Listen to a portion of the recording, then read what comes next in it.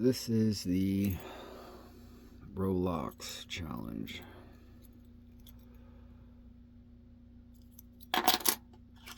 So I'm going to use the Lawlocks Tools 31 thousandths and the number 3 from the Reaper set to try to get into it.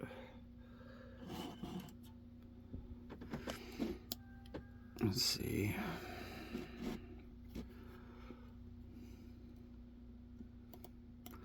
Nothing on 1, 2, something at 3, something at 4. I hit 3 again, and then 2,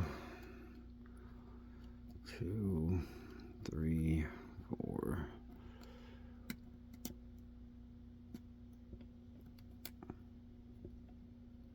Then I hit 5, came back under 4, and that's the roblocks challenge.